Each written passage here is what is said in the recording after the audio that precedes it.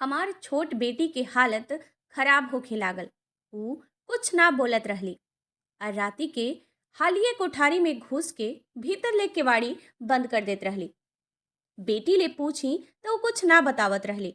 फिर ऊ एक दिन हम बेटी के कोठारी में लुका गईनी। राती के जब वो कबाड़ के बंद करके आपन कपड़ा उतरली तो हमार जान निकल गई। सच्चाई जाने खातिर हम रात के अन्हार में आलिया के कोठारी में लुका गईनी। हमार बेटी आलिया गुलाब के कली निहन खिलत रही। तबे अचानक ऊ मुरझाए लगली। आलिया जवानी के सीढ़ी चढ़त रहली औरी ऐसना में कोनो भी माई के अपना औलाद के लेके बहुते बेसी फिकर रहेला। जब हमरा आलिया के अतना बदलल रवैया महसूस भइल त सच्चाई जाने खातिर हमरा ई कदम उठावे के पड़ल। हमरा आलिया के कोठारी में लुकाइल कुछ समय ही बीतल रहे कि आलिया अपना कोठारी के किवाड़ बंद कर दिहली आ कुंडी लगौला के बाद ऊ आपन कपड़ा उतार देली। एह के बाद आलिया आपन मोबाइल उठा लेहली औरी जवन हम देखनी ऊ देख के हमार जान निकल गई। हमार जवान बेटी के हालत दिन पर दिन अजीब होखत जात रहे। ऐसन लागत रहे जैसे केहू के नजर उनकरा के लाग गई बा। हरदम हंसत रहे वाली हमार आलिया एकदम चुप हो गई रही। हमरे समझ में ना आवत रहे कि आलिया के का भइल बा। ना तो ऊ अब बात करेली ना हमरा कोनो बात के जवाब देवेली। पहले त हम सोचनी कि काहे ना कोनो पीर बाबा के दिखावल जाओ। बाकिर फेरू अचानक हमरा बुझाइल कि ई बात नइखे जवन हम समझत बानी। ई कुछ और ह। जवना रात हमरा सोझा सच्चाई आइल हमार जान निकल गई। हमरा त अंदाजा ना रहे कि हमार बेटी कब इतना बड़ भइल। ऊ हमरा ले बात छिपावे लागल। आलिया में अचानक बहुते बदलाव आइल रहे। आलिया राती में जल्दी सूते खातिर अपना कोठारी में जाली और खुद के बंद कर लेबेली। जबकि पहले ऊ कोठारी के केवाड़ी तनी खुला करके सुतत रहली। हमनी के घर में हमरा और उनका अलावा और के रहे। ऊ कुछ दिन पहले हम ऊपर के मंजिल पर एगो कमरा किराएदार के रखले रहनी। काहे कि हमनी के गुजर बसर बहुते मुश्किल ले होत रहे। ऊ बहुते नीक और बढ़िया लड़का रहे। उनकर आवे और जाए के रास्ता भी हमनी के दुआर से ही रहे। काहे कि घर में घुसे के रास्ता एके गो रहे। हमरा वो बहुत पसंद रहन। एह से हमरा उनका ले कब्बो कोनो दिक्कत ना भइल। वो हमरा के खाला कहत रहले आ आलिया के अपन छोट बहिन मानत रहले। बाकिर पिछला कुछ दिन ले हम आलिया के लेके बहुत चिंतित हो गई रहनी। वो अतना चुप हो गई रहली कि हम ना समझ पावत रहनी कि का भइल बा।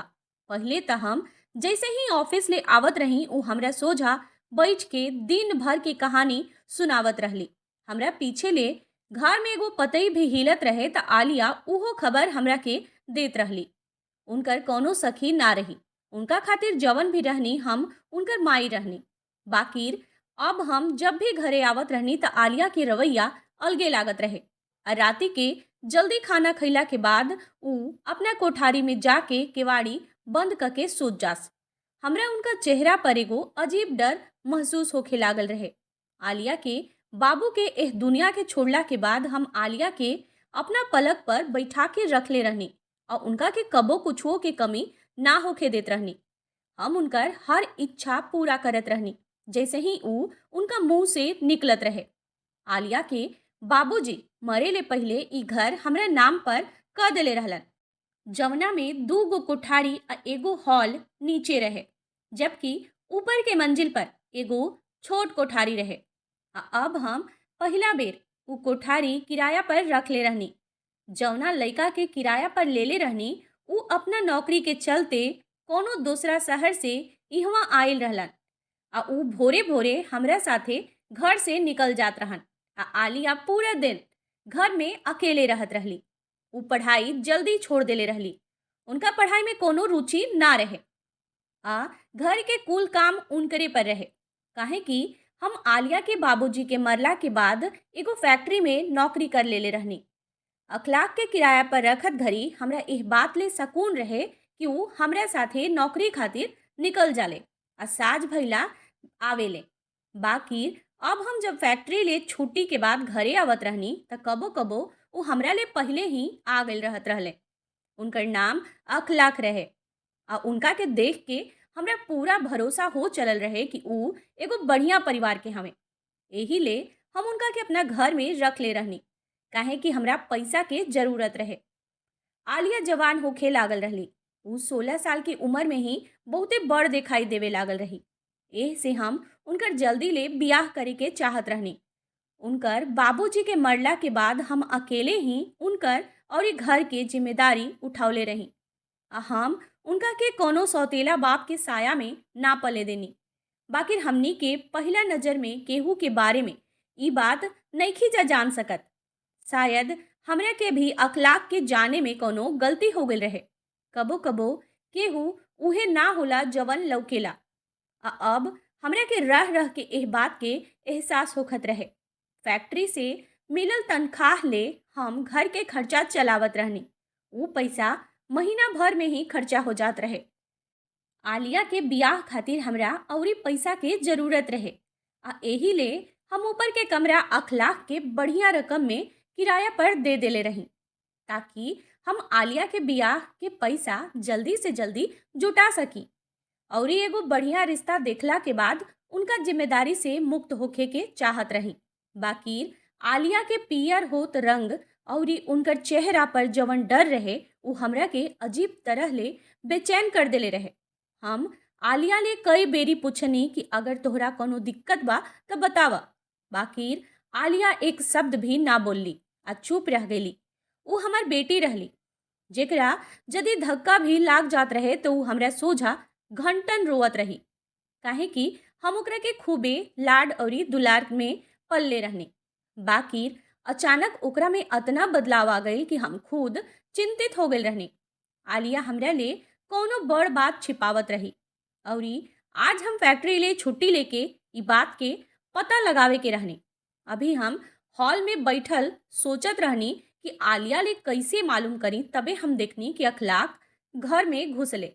उनका चेहरा पर मुस्कान रहे।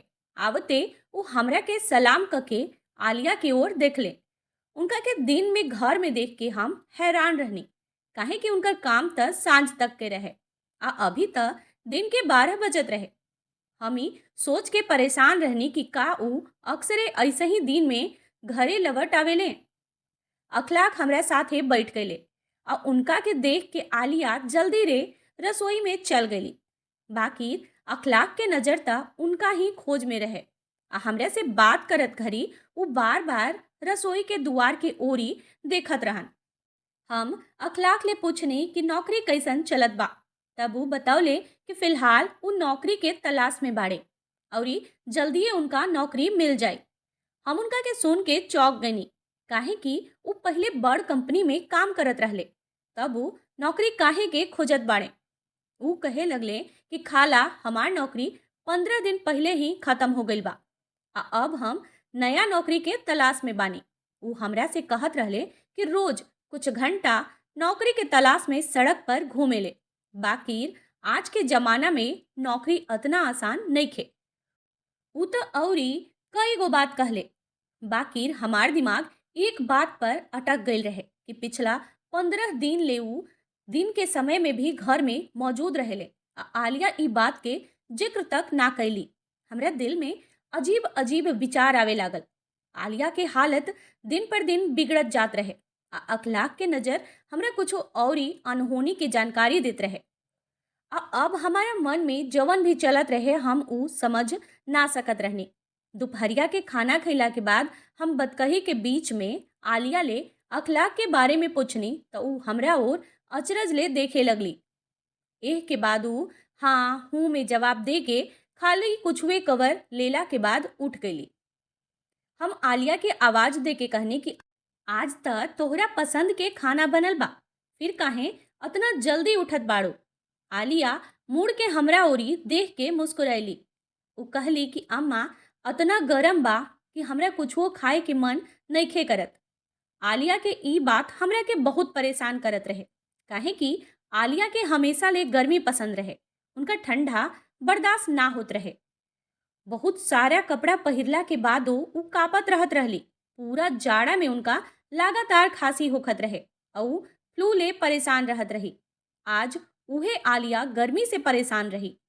जब वो सूते खातिर अपना कोठारी में जाए लगली तो हम कहनी कि बेटी, कोठारी के केवाड़ी खोल के सुतिहा, बहुते गर्मी बा। ऊ कहे लगली कि आमा, हमरे के बंद केवाड़ में ही नींद आवेला।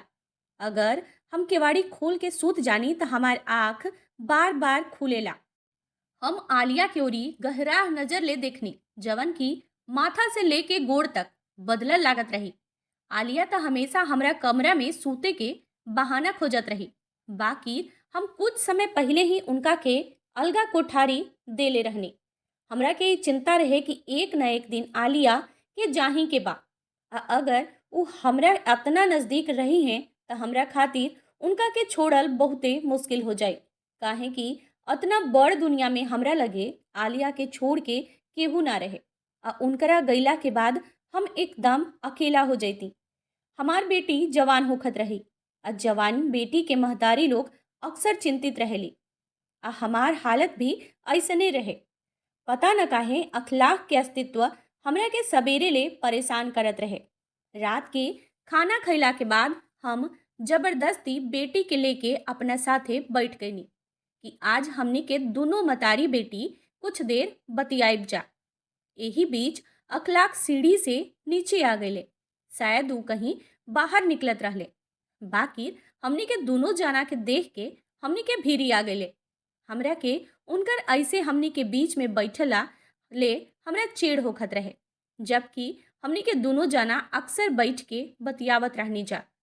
उनका आके हमनी के बीच बैठते हम चुप हो गईनी।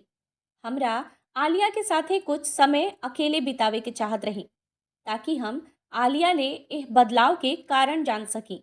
लेकिन अखलाक के मौजूदगी में हम उनका ले कुछ ना पूछ पाऊनी।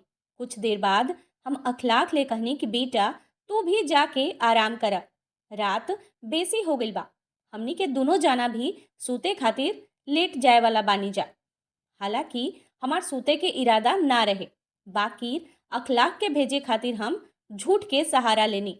अखलाक शायद हमार मतलब समझ गए और ऊ चुपचाप उठ के चल गए। आज तक हम उनका के बहुत नीमन और शरीफ पहले रहनी। बाकी शैतान कब केहू के बदल देला इंसान के का पता। तनकिए थोड़ी देर में आलिया भी अपना कोठारी में जाके केवाड़ी बंद करके सूत गईली। बाकी हमार नींद उड़ गई रहे। अखलाक के नजर हमरा के कुछ अजीब उलझन में डालत रहे। उनकर आलिया से बात करे के कोशिश कईल, बहाना ले उनका के देखल आ दिन में भी हमरा अनुपस्थिति में घर में होखल। हमरा के सब कुछ अजीब लागत रहे। आ सबसे ज्यादा आलिया के बदलल रवैया। हम रात भर करवट बदल के बिता देनी। जब हम भोर में उठनी तो आलिया के चेहरा फेरू से वैसे ही बुझल रहे। लागत रहे कि वो रात भर ना सुतली हा। हम फैक्ट्री ले अतना बेसी छुट्टी ना ले सकत रहनी। यही से मजबूरी में आलिया के घर में छोड़ के निकले के पड़ल। बाकी हमार कुल ध्यान वही जे अटकल रह गए रहे। हम अपन काम भी ठीक से ना कर पौनी। बहुत मुश्किल ले हम कोनो तरह ले आधा दिन बितौनी। बाकी आलिया के लेके हमरा दिमाग में अजीब अजीब विचार आवत रहे। यही से हम आधा दिन के छुट्टी ले लेहनी आ घरे आ गनी। हमरा लगे घर के केवाड़ी के चाबी हमेशा रहे। हमरा लागल कि आलिया काम में व्यस्त हुई हैं, तो हम खुद केवाड़ी के खोल के भीतर आ गनी। बाकी हम ई देख के हैरान रहनी कि अखलाक आलिया लगे खड़ा रहन और कुछ बात करे में व्यस्त रहन। दोनों के एक संगे देख के हमरा देह में आग लग गई। पक्का आलिया आ अखलाक मिल के कुछ ऐसन कैले रहलन जौना के चलते आलिया के चेहरा के रंग पियर हो गए रहे। आलिया के सुंदर जवानी या सुंदरता के देख के अखलाक शायद ओकरा साथे ऐसन कुछ कर दिले होखस। जैसे ही ई सोच आइल, हमरा भीतर बेचैनी के लहर दौड़ गई। हम अपना मन में सोच ले रहनी कि हम तुरंते अखलाक के भगा देब। अब कोनो नया किरदार ना रखब। हमरा बेटी के चुप्पी के पीछे कुछ बढ़न बात जरूर छुपल रहे और हमरा एकर कारण जाने के रहे। हमरा मन में एगो अंदाजा रहे कि एकर कारण कहीं न कहीं अखलाक ही हुई है। काहे कि अखलाक के ई घर में आवे ले पहिले आलिया एगो सामान्य जीवन जियत रहली। ऊ इहवा ले उहवा कूदत रहत रहली आ हंसत मुस्कुरात रहत रही। राती के जैसे ही आलिया अपना कोठारी में सूते जाए लगली, हम कहनी कि हम सूते खातिर अपना कोठारी में जा रहल बानी। तू एक बेरी घर के केवाड़ी ध्यान ले देख के वापस आ जा। हम खुद दौड़ के ओकरा कोठारी में लुका गईनी। आलिया शायद सोचले रहली कि हम अपना कोठारी में चल गई बानी, तो ऊ अपना कोठारी में घुस के केवाड़ी बंद कर देली। हमरा समझ में ना आवत रहे कि घर में खाली हमनी के दोनों जाना मतारी बेटी ही पानी जा। ऐसना में उनका कोठारी के केवाड़ी बंद करे के का जरूरत आ गई। ओकरा बाद जैसे ही ऊ आपन कपड़ा उतरली तो हमार जान निकल गई। काहे कि पता ना आलिया अपन कपड़ा काहे उतारत रहली। का अखलाक कमरा में बाड़न? हमरा लागत रहे कि हमार जवान बेटी कोनो गलत चक्कर में त ना पड़ गई आ हमरा गैर मौजूदगी में ऊ कुछ ऐसन त ना कर देली जौना ले हमरा के शर्मिंदा होके के पड़े। हम जल्दी ले कोठारी में चारों ओरी देखनी, बाकी केहू ना दिखाई देलस। आलिया अपना बिछौना पर पड़ल मोबाइल फोन उठौली तो हमरा बुझाइल कि हमार गोड़ के नीचे ले जमीन निकल जाई। बाकी आलिया अपना फोन के टार्च जरा दिहली।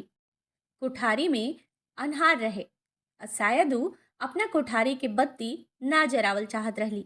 ओकरा बाद आलिया अपना फोन के रोशनी में अपना अलमारी ले एगो गोल डिब्बा निकाल लेली और ओकरा में मौजूद क्रीम के ऊ अपना देह पर रगड़े लगली। बहुते ध्यान देला के बाद हम देखनी कि उनका देह पर जगह जगह पर छोट छोट लाल छत्ता बनल बा, जौना पर ऊ धीरे धीरे क्रीम लगावत बाड़ी। अन्हार के वजह से हमरा साफ साफ ना लौकत रहे, बाकिर हमरा मालूम रहे कि आलिया के कोनो बीमारी भइल बा आ आलिया शायद एह छत्ता ले बहुते कष्ट में रही। काहे कि क्रीम लगावत घड़ी उनकर आँख ले लोर बहत रहे।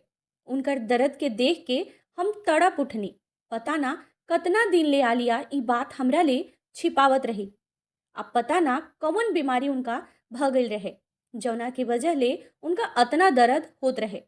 हम जवन की अखलाक के लेके गलतफहमी के शिकार भगल रही। हम एको बेरी ई ना सोचनी कि शायद आलिया के कोनो तकलीफ हुई। हम अचानक के पर्दा के पीछे ले निकल के आलिया के सोझा आ गईनी। जैसे ही हमरा के देखली आपन कपड़ा पहिरे लगली।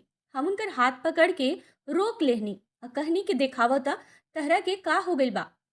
हम एकदम ले रोवे लगनी। ऊ कहे लगली कि अम्मा हम तोहरा के ई बात ना बतावल चाहत रहनी, बाकिर कुछ दिन ले हम एह बीमारी से परेशान बानी। हमरा पूरा देह में बहुते दर्द होखता और कई जगह लाल लाल रंग के छत्ता बन गइल बा। पहले सोचले रहनी कि बाद में तोहरा के बताइब, बाकिर फिर हमरा बुझाइल कि हमरा बीमारी से तू चिंतित हो जइबू और हमनी के लगे अतना पैसा तक नइखे कि हमनी के कोनो बढ़िया डॉक्टर ले दिखा सकिले। हम तोहरा के परेशान ना करे के चाहत रहनी, यही से हम ई बात तोहरा से छिपौनी। बाकी एक दिने जब अखलाक भाई सीढ़ी ले उतरत रहले तो उनकर नजर हमरा हाथ पर पड़ल और ऊ तुरंते पूछलन कि आलिया तोहरा के का हो रहल बा। हमरा मजबूरी में उनका के सब कुछ बतावे के पड़ल। हमरा एह तरह के बीमारी होखत बा, बाकी हम ई बात अम्मा से नइखी बतौले। तो ऊ कहे लगले कि हमरा अम्मा के भी ई बीमारी हो जाला आ ई कोनो अतना बड़ बात नइखे। हम तोहरा के एकर दवाई ले आ देत पानी। तोहरा के 1 महीना के भीतर भीतर आराम मिल जाई। तू त दिन भर फैक्ट्री में काम करेलू। हम ना चाहत रहनी कि तू हमरा बारे में ही सोचत रहा और ई चिंतित रहा। यही ले हम ई बात तोहरा ले छुपा देनी। हम रात भर सूत ना पावेनी आ दर्द ले जागत रहेनी। पहले तो दर्द बहुते ज्यादा होत रहे, बाकी जब ले हम अखलाक भाई के दिहल मरहम लगावे लगनी तब ले ई दर्द तनी कम हो गइल बा। हम अखलाक के कितना गलत बुझत रहनी, बाकी रू त हमरा बेटी खातिर मसीहा निकलल। हम आलिया के डांट के कहनी कि भविष्य में हमरा से कुछ ना छुपाई हा, काहे कि पिछला 2 दिन ले हम तोहरा के लेके बहुते चिंतित रहनी। वो कहे लगली कि अम्मा अब हम बड़ हो गइल बानी आ हमरा बुझाता कि तू हमरा खातिर कितना बलिदान देले बाड़ू।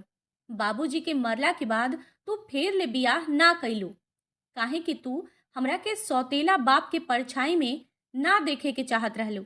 हमरा खातिर तू हमेशा अपन इच्छा के त्याग करत आइल बाड़ू। हम जानत बानी कि तू अखलाक भाई के भी यही खातिर किराया पर रखले बाड़ू ताकि तू हमरा बियाह खातिर पैसा जोड़ सका। यही से हम तोहरा के और बेसी परेशान न करे के चाहत रहनी। आलिया के बात सुन के हम उनका के गले लगा लेहनी। हमरा बेटी के हमरा कितना परवाह रहे। अब पता ना हम का सोच लेहनी। अगला दिन हम आलिया के एगो डॉक्टर के लगे ले गईनी। अखलाक के दिहल क्रीम देखला के बाद उ बतौले कि आलिया बहुते बढ़िया दवाई के इस्तेमाल कर रहल बाड़ी और उ जल्दी ये ठीक हो जाई हैं। डॉक्टर साहब कुछ खाए पिए के सुझाव भी देहलन जौना पे आलिया के अमल करे के रहे। जब हमनी के डॉक्टर के भीरी ले घरे पहुंचने जात अखलाक सीढ़ी से उतर के कहीं बाहर निकले के तैयारी करत रहले। हम उनका के अपना लगे बुला के उनकर धन्यवाद देनी तो उ कहले कि खाला ई हमार फर्ज रहे। आलिया तो हमार छोट बहिन नियन बाड़ी और हम उनका के कैसे कष्ट में देख सकत रहनी। आलिया रौरा के ई बात बतावे से मना कैले रहली।